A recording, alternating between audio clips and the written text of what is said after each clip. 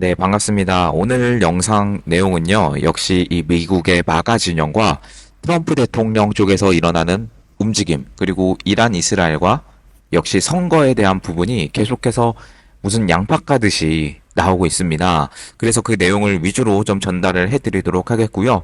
최근에 이 대한민국, 우리나라가 굉장히 좀 패싱을 당하고, 지난 영상에서도 LNG나 그 알래스카 가스선 LNG나 이런 부분에 대해서 이야기를 드렸는데, 좀 안타깝지만 앞으로 더 그런 일이 많아지고요. 더 커질 것으로 보입니다. 여러분들도 안전벨트 쫙 매시고요. 그 멘탈을 좀 키우는 시기가 됐으면 좋겠습니다. 이게 얼마 전에는 조선이 날아가고, 얼마 전에는 LNG가 또 날아가고, 오늘은 반도체까지 또 이런 뉴스가 계속 나오고 있는데, 여러분 그 내용도 뒤에 계속 말씀드리도록 하겠고요. 아, 그리고 비가 좀 많이 오는데, 비 피해 없기를 좀 바라겠습니다. 이 비가 오면 녹음 환경이 좀 울리더라고요. 그래서 혹시나 이 음성이 울리는 부분에 있어서 양해 좀 부탁드리고요. 네, 먼저 이거 한번 보시겠습니다. 이 사진이 이번 사진은 아닌데요. 미국 NBC에서 보도를 했습니다. 한국 MBC 아닙니다. 여기도 좌긴 한데 아무튼 이 스티브 배넌이라는 분이 백악관에 들어가서 트럼프 대통령과 함께 점심을 먹었습니다. 좋은 소식입니다. 트럼프에게는 배넌처럼 냉철하고 호전적이지 않은 애국자가 필요합니다. 뭐 이런 뜻입니다, 여러분. 이런 뜻이고 스티브 배넌 같은 분은 이제 많은 분들이 이제 12월 이후에 이제 이분을 많이 알게 되신 분들도 많으신데 트럼프 일기 때 수석 전략가입니다. 백악관의 고문이기도 했고요. 당시에 이 트럼프 일기에서 이 트럼프를 둘러싼 뭐 지금도 마찬가지예요. 이 권력 다툼, 뭐 최근에 뭐 일론 머스크와 주변의 편모들 간의 어떤 갈등이나 뭐 이런 부분도 많이 드러나는데 일기 때는 여러분 더 심했어요. 그래서 그런 걸로 인해서 이제 좀 물러났다 뭐 이런 이야기로 이제는 공직에는 있진 않으시는 분인데 지금 마가 진영에서 굉장히 영향력이 큰 분입니다. 그래서 이 수석 전략가셨기 때문에 뭐라고 계속해서 불리냐면 일명 트럼프의 책사다. 마치 그 제갈공명 같은, 삼국지 제갈공명 같은 그런 느낌이었는데, 지난 몇 년간은 방송을 시작하셨어요. 워룸이라고 해서, 굉장히 많은 이야기가 거기서 나오고 있고요. 마가 진영의 주요 담론이나 어떤 주제나 아젠다나 뭐 이런 것도 워룸을 통해서 많이 나오고 있습니다. 그 영어가 좀 잘 되시는 분들은 워룸 방송 보시면 너무 좋을 것 같아요. 트럼프 대통령도 그 워룸의 애청자다라고 이렇게 알려져 있습니다. 이 워룸 방송 같은 경우는요, 얼마 전에 그 국제선거감시단으로 한국에 들어오신 몰스탄 대사나 그 존 밀스 대령 같은 분들도 이 한국의 상황에 대해서 이 워룸 방송에 직접 출연을 해서 그때 많은 분들이 알게 되시기도 했는데요. 플러스 이 워룸 같은 경우는 말씀드린 것처럼 이 친트럼프 마가 진영에서도 굉장히 큰 메시지가 되고 있기 때문에 좀 많이 주목을 받고 있습니다. 그래서 이 스티브 배넌이 그냥 백악관에 다녀온 게, 뭐, 원래 예정된 점심 식사였는데, 독감에 걸려서 좀 늦어서 오늘 먹게 됐다. 뭐, 이런 식으로 본인은 이야기를 하지만, 뭐, 모르죠. 진짜 어떤 이야기가 오갔을지. 그래서 이 스티브 배넌이 백악관에 다녀온 직후에요. 어제 많은 분들 보셨을 텐데, 일단은 이제 미국이 이란에 대해서 2주간은 공격을 유예하기로 결정을 했었습니다. 여러분, 마가의 입장은요, 단순합니다. 아메리칸 퍼스트 이거 하나예요. 그래서 미국 우선주의, 미국이 먼저. 이게 핵심이기 때문에 사실 이 마가 진영에서도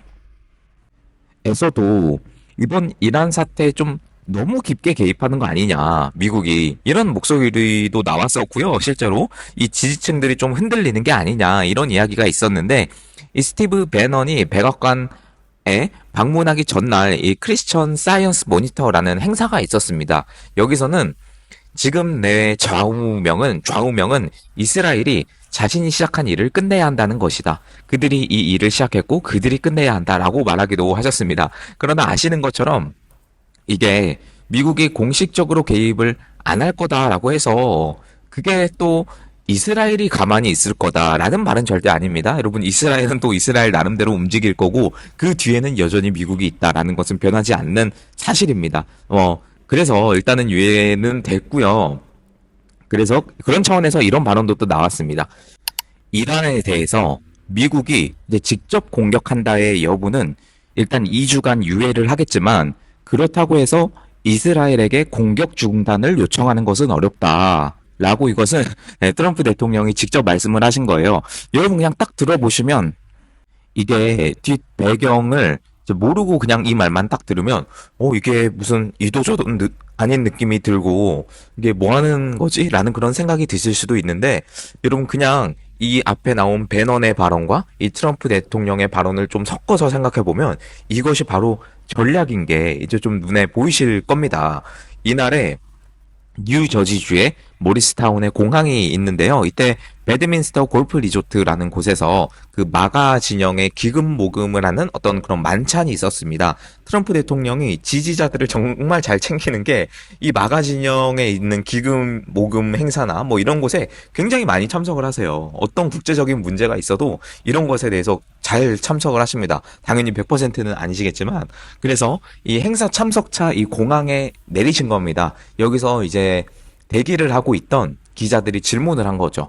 미국이 협상에 대해서 진지하다면 이스라엘에 대해서 공습 중단을 요청해야 되지 않냐라고 이 이야기를 처음 누가 했냐면 이란의 외무장관이 이야기를 했었어요. 그래서 이거를 가지고 기자들이 똑같이 질문을 한 거죠.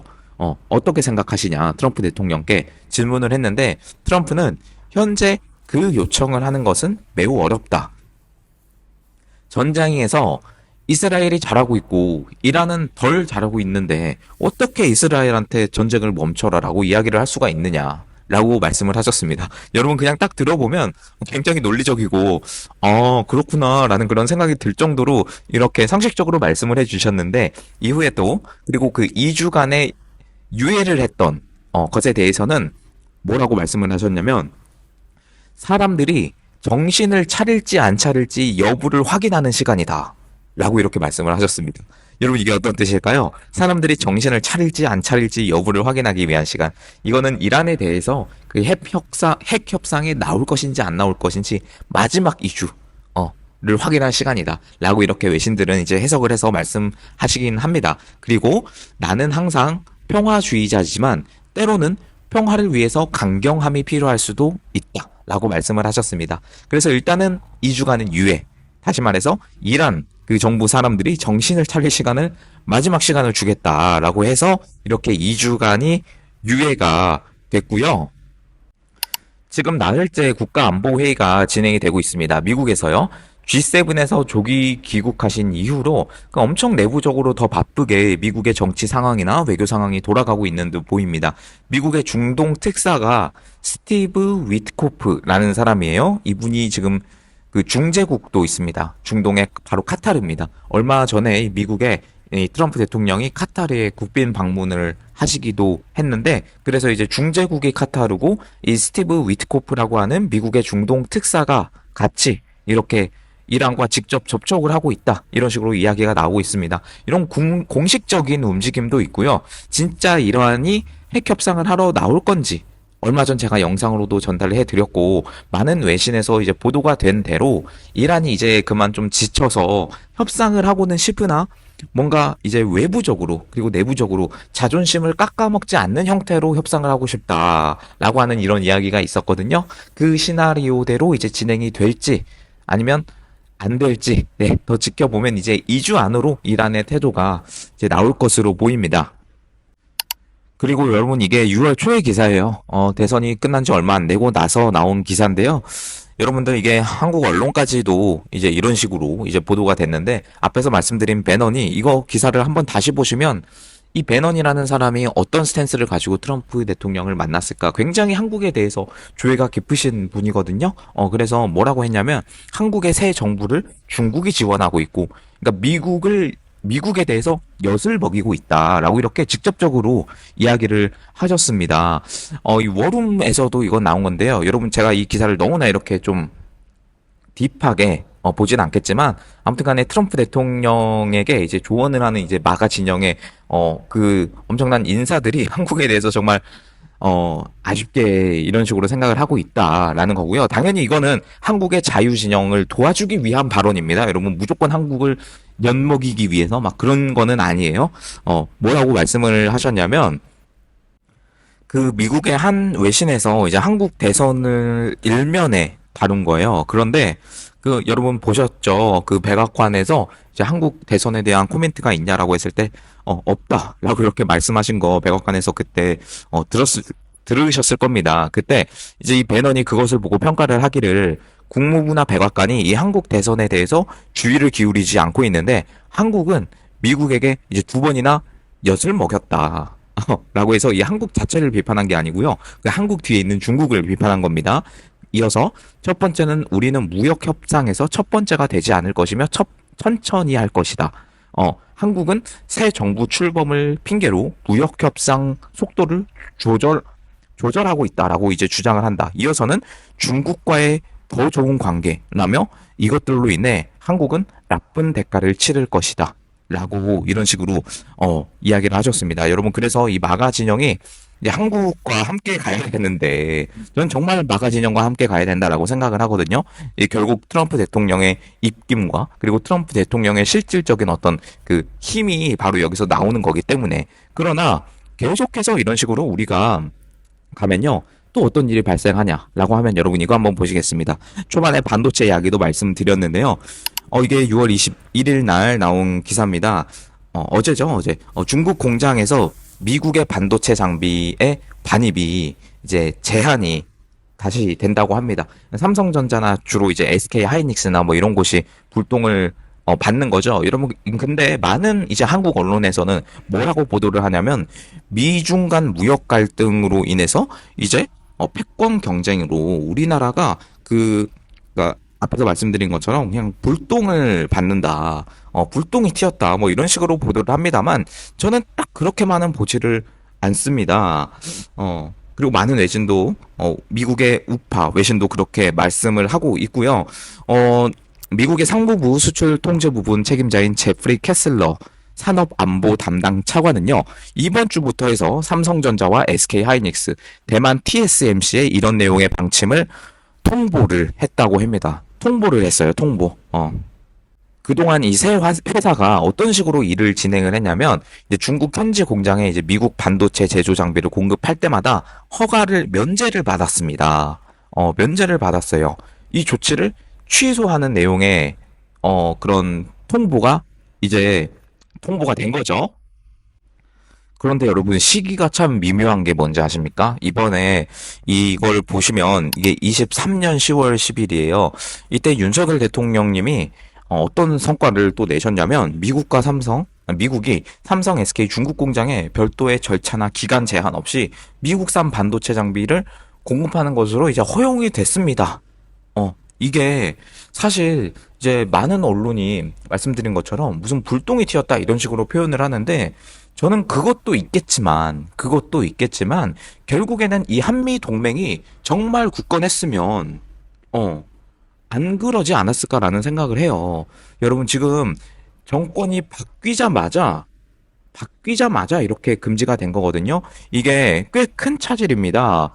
지금 삼성전자나 이제 뭐 SK나 삼성은 지금 중국 시안이나 수저우나 뭐 이런 곳에 그 낸드 플래시 생산 공장이나 반도체 공장 운영하는 것으로 알고 있고, SK 하이닉스 같은 경우는 그 중국 우시 쪽에서 그 D램 공장, 그리고 충칭에서 패키징 공장, 다롄에서 이제 낸드 공장 뭐 이런 거 가동을 하고 있습니다. 그런데 이렇게 그 장비 반입이 아예 금지가 되면 제때 공급이 되지 않으면요, 첨단 공정 반도체 생산 자체가 불가능해져요. 이것은 꽤 큰 조치라고 볼 수 있고요. 말씀드린 것처럼 이 미국산 장비가 없으면요, 이 중국 현지에서 사실상 반도체 생산이 굉장히 차질이 발생을 하고, 우리나라가 지금 뭐 기술이 좋다라고 많이 이야기하죠. 여러분 삼성이나 SK가 뭐 기술이 좋고 뭐 이런 식으로 막 이렇게 나오고 있는데, 사실상 여러분 그 핵심 기술은요 미국에게 있는 거 아세요? 그리고 네덜란드에 있는 거 아세요? 그래서 그거를 이용해서 우리나라가 이제 인력을 하고 이렇게 공장을 짓고 이런 설비를 만들고, 그거는 우리나라가 참 잘하죠. 그런데 이렇게 쭉 이어지고 있는데 핵심 기술에 대해서 이렇게 통제를 들어오는 순간, 이거는 좀 힘들어질 수도 있겠다라는 생각을 다시 한번 해봅니다. 여러분 지금 여러 가지로 이제 조금씩 이제 미국에서 조여오는 움직임이 계속 나올 수밖에 없어요. 그런데 이거를 가지고 여러분 어제 나온 게 무슨 전작권 회수하겠다. 임기 내에 전작권 회수하겠다. 이거 그 과거에 노무현이 연설했었던 그거랑 좀 대비되지 않습니까? 전작권은 전시 작전권을 미국에게서 우리나라 다시 가져오겠다. 이런 말을 하면 여러분 더 앞으로 나가서는 진짜 이제는 진지하게 주한미군 재배치나 이런 것도 과거에는 한 달 전쯤에 있었나요? 이제 막 찌라시로 뭐 이제 판명이 났고 뭐 그렇겠지만 당시에는 그랬지만요. 이제는 진짜 좀 진지하게 받아들여야 되는 그런 시기도 이제는 왔지 않나라는 그런 생각이 네, 들고 있습니다. 네, 그리고 여러분 마지막에 제가 이 내용을 조금 더 중점적으로 말씀드려야 됐었는데 시간상 좀 이렇게 말씀을 드리겠습니다. 어제 또 게이트웨이 펀디에서 나온 뉴스입니다. 2020년에 그 미국 대선에 대해서 계속해서 이런 그 조사 결과나 지금 캐시파텔 쪽에서 이야기가 FBI 쪽에서 나오고 있는데요. 어제 그 나온 내용을 한번 볼게요. 이게 해석을 해드리겠습니다. 2020년 12월에 중국의 내부 고발자가 있었다고 해요. 그 게이트웨이 펀디에 중국이 위조한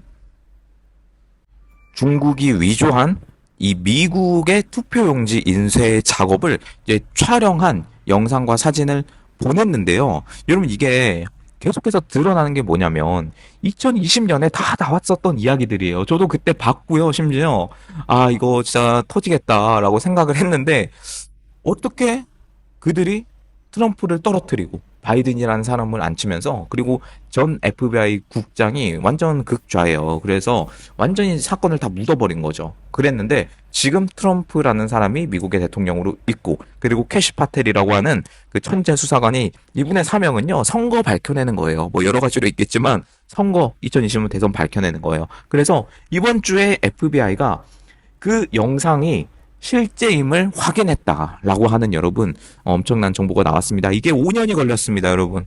5년이 걸렸어요. 4년 반 정도 걸렸는데 여러분 어떻게 생각하십니까? 이게 앞으로 더 많이 나올 거예요. 여러분 이 선거에 대한 건요. 절대 중국이 앞으로 미국에게 아무것도 할 수 없는 완전한 카드가 지금 되고 있습니다. 그래서 여러분 제가 지난 영상에서 그 켄 팍스턴이라고 하는 텍사스주의 법무장관입니다. 텍사스주의 법무장관이에요. 미국 연방 법무장관은 펜본디고 텍사스주의 법무장관이 켄 팍스턴인데 그 미국에서 2024년 선거 이것은 또 바로 직전 선거예요.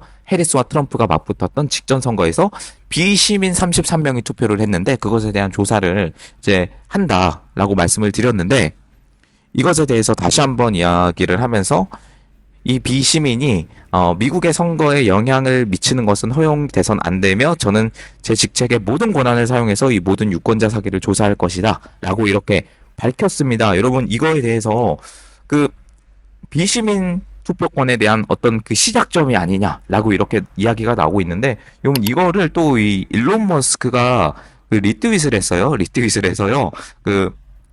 켄 팍스턴의 글을 리트윗을 하면서 이제 일론 머스크가 이 트윗을 다시 한번 말한 건 좀 다른 느낌이죠, 여러분.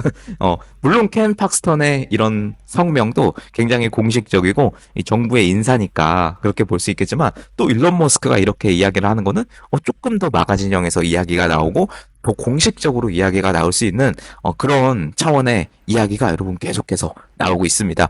그리고 이거는 제가 2020년에 나온 폭스뉴스 기사예요. 그러니까 지금 상황을 보시면 2020년에 있었던 주장들이 그때는 뭐 국회의사당에 막 들어가고 뭐 그런 사건도 있었고 그래서 묻혔습니다. 물론 트럼프 진영 것을 조사하고 있고 사실로 확인을 했겠지만 공식적인 언론의 움직임으로는 묻혔어요. 그런데 그것들이 다시 한번 수면 위로 떠올라서 지금 다 사실로 확인이 되고 있는 이런 지금 이 역사적인 현장에 살고 계신 겁니다. 이 기사가 뭐냐면 페이크 드라이버 라이센스라고 해서 그 가짜 운전 면허증이 차이나에서 미국으로 완전히 많이 공급이 되고 있고 그리고 other country라고 했는데 거기 사우스 코리아 한국도 포함이 되어 있었다고 합니다. 여러분 가짜 운전 면허증이 제작이 되어서 미국으로 운반이 되었고 그것이 2020년 대선에 쓰였다라고 하는 당시에는 주장들이 지금은 이 트럼프 대통령과 FBI 국장인 캐시 파텔에 의해서 다 사실로 지금 드러나고 있는, 와, 여러분 이런 상황에서 살고 있습니다. 여러분 저도 모르게 이렇게 와 하고 이런 감탄사를 할 수밖에 없는 지금 그런 상황입니다. 여러분들 26일 날 이제 내셔널 프레스 클럽에서 이제 미국 국제선거감시단에 이제 한국 대선에 대한 그런 폭로나 이런 부분도 있는데요. 그것에 대해서 이제 많은 언론사가 또 가서 이렇게 좀 전 세계적으로 더 퍼지는 그런 더 계기가 됐으면 좋겠고요. 지금 이러한 상황이 계속해서 나오고 있는데, 여러분 좀 느낌이 오지 않습니까? 작은 것들이 하나하나 쌓이고 있고, 뭔가 지금 더 큰 스노우볼이 지금 눈덩이가 굴러가고 있는 그런 느낌 들지 않습니까? 네, 여러분들 조금만 더 힘내시고요. 뭔가 이렇게 확 우리나라의 상황에, 우리나라 상황은요, 당연히 좋지는 않습니다. 말씀드린 것처럼. 앞에 나온 내용을 쭉 보시면 좋진 않으나, 항상 말씀드리는 거, 이 국제정치 틀 안에서 보면요, 뭔가 새로운 바람이 불고 있는 것은 확실합니다. 여러분들 지켜봐 주시고요. 계속해서 이 뉴스 트래킹 하면서 좀 따라와 주시면 감사하겠습니다. 네, 여러분들 계속해서 이 우파 유튜브들 이 알고리즘을 위해서 좀 도움 좀 요청드리겠고요. 이 고정 댓글에 항상 달아놓습니다. 그리고 계좌로 후원해 주시는 분들, 네, 정말 감사드립니다. 감사드리고, 마지막으로 영상 하단 참고 부탁드리면서 여기서 마무리하도록 하겠습니다. 감사합니다.